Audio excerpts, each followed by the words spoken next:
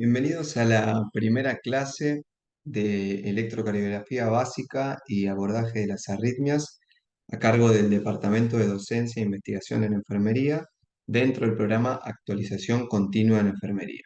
Hoy vamos a estar hablando de el electrocardiograma y su utilidad diagnóstica, haciendo un pequeño repaso y después iremos complejizando en las diferentes grabaciones. Bien, cuando hablamos de un electrocardiograma normal, es importante que nosotros repasemos el concepto de que es el registro gráfico de la actividad eléctrica del corazón y que vamos a necesitar una serie de elementos, a saber son el electrocardiógrafo o el monitor multiparamétrico que va a estar sensando los electrodos, que son la interfase entre el aparato y el paciente, el papel de registro o el monitor donde va a ser graficada esta actividad eléctrica y por supuesto el paciente.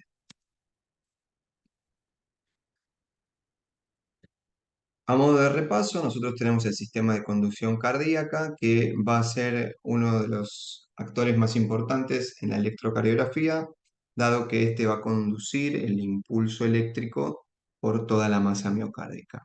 Tenemos el nódulo sinusal, que es el marcapaso fisiológico del corazón, los haces internodales que van a conducir el impulso eléctrico por la masa auricular, por los diferentes haces, hasta llegar al nódulo auriculoventricular. Del nódulo auriculoventricular se desprende la rama del haz de His, que va a tener un fascículo derecho y un fascículo izquierdo, y su subdivisión, y después las fibras terminales o fibras de Purkinje. Acá lo podemos ver un poco más explícito en este gráfico. Y acá tenemos una animación que nos muestra cómo el impulso sale del nódulo sinusal, se conduce por los haces internodales, despolarizando las aurículas, llegando al nódulo auriculoventricular y posteriormente a la masa ventricular. Acá en este punto donde se produce la pausa o el retardo fisiológico, es donde se permite el completo vaciamiento auricular y el llenado ventricular para su sístole. Ahora vamos a hablar de cómo se forman los vectores de despolarización que nosotros vemos graficados en el electro. Acá lo que tenemos es un esquema de una célula en reposo o que está polarizada, donde tenemos todas las cargas positivas en el exterior y cargas negativas en el interior de la célula, ¿sí? Cuando nosotros hablamos del vector de despolarización, lo que estamos mencionando es este potencial, ¿sí?, electroquímico que se genera cuando las cargas positivas ingresan al interior de la célula y se generan cargas positivas adentro de la célula y quedan cargas negativas afuera. Este vector de despolarización va a tener siempre un sentido y una magnitud que en este caso está graficado hacia el lado derecho. Cuando un electrodo, acá tenemos un electrodo, sensa que la actividad eléctrica que está registrando en ese punto se acerca hacia él, lo que vamos a ver graficado es una deflexión o una línea hacia arriba, positiva. Cuando un electrodo sensa que en ese punto de registro la actividad eléctrica o el vector de despolarización se aleja de él, vamos a ver graficada una deflexión o una línea negativa. Entonces, nosotros podemos tener en un mismo momento en el corazón la despolarización y graficada dos líneas o dos deflexiones distintas de acuerdo a donde esté ese punto de registro. Fíjense, se produce la despolarización, ¿sí?, en un sentido hacia la derecha, y fíjense cómo en el mismo momento se grafican dos deflexiones distintas.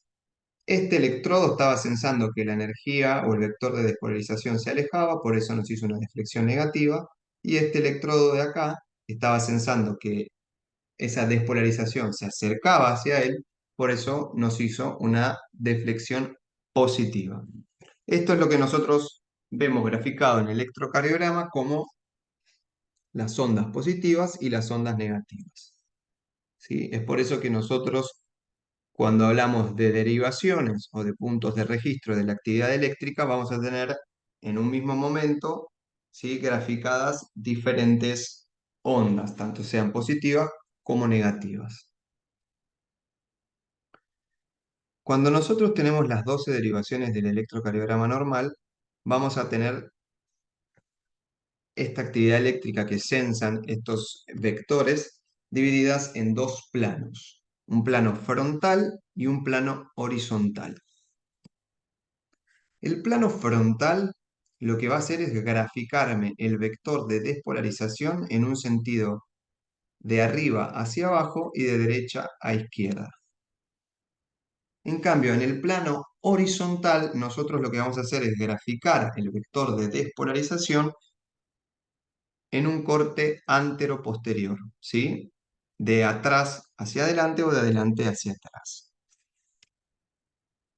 En el plano frontal, nosotros vamos a tener dos tipos de registro de actividad eléctrica: las derivaciones que son bipolares y las derivaciones que son unipolares. Cuando hacemos referencia a las derivaciones bipolares, vamos a estar hablando de los electrodos que registran la diferencia de potencial eléctrico entre dos puntos. Por eso se conocen como bipolares. D1 lo que va a estar haciendo es registrar la diferencia de potencial que hay entre el brazo izquierdo y el brazo derecho. D2 va a estar registrando esta diferencia de potencial entre la pierna izquierda y el brazo derecho. Y D3 entre la pierna derecha y el brazo izquierdo. Siguiendo en el plano frontal, después tenemos derivaciones que se conocen como derivaciones unipolares. Esto lo que va a hacer es evaluar la diferencia que hay de un punto con respecto a otro de la actividad eléctrica cero, ¿sí? O lo que se conoce como el inicio del impulso, que es el corazón. Y ahí vamos a tener los diferentes puntos de registro: ABR, ABL o ABF. ¿Qué significa esto? A, aumento; B, vector; y R, L o F son derecho, izquierdo y el pie, que es el lugar donde se coloca el electrodo. Entonces, cuando nosotros hablamos de ABR, vamos a estar hablando de un aumento del vector del lado derecho. Después, cuando hablamos de ABL, vamos a estar hablando de un aumento del vector del lado izquierdo o del brazo izquierdo. Y cuando hablamos de ABF, vamos a estar hablando de un aumento del vector del pie, en este lado el pie izquierdo.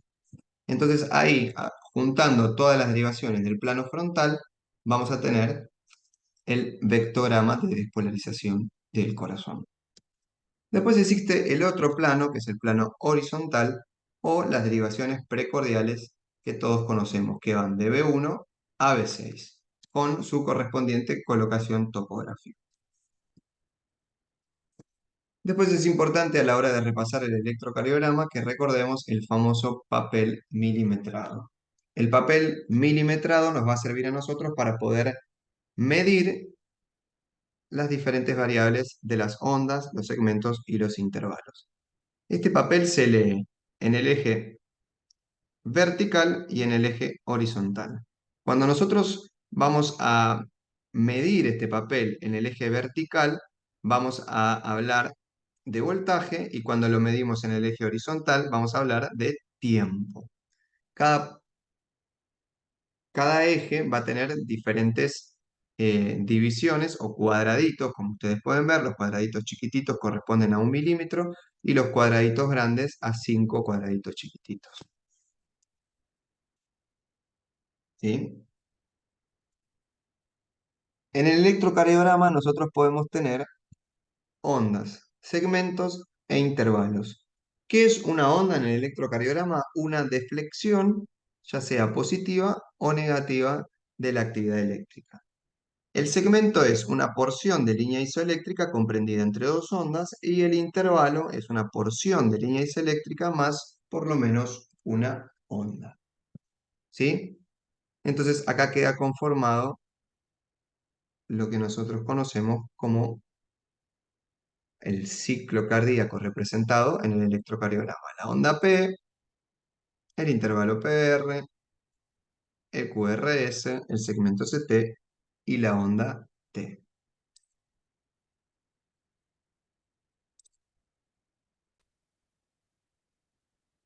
Bien, siguiendo con el repaso de las diferentes ondas, segmentos e intervalos que se forman, vamos a hablar de la onda P. La onda P corresponde a la activación o despolarización de las aurículas y tiene en el eje horizontal una duración menor a 0,11 segundos y una altura menor a 2,5 milímetros. Acá la podemos ver pintada la onda P, ¿sí? En el eje horizontal el tiempo, en el eje vertical el voltaje.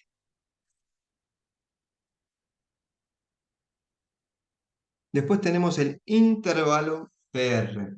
No confundir con el segmento, es intervalo. Recuerden que intervalo corresponde a una onda y a una porción de línea isoeléctrica.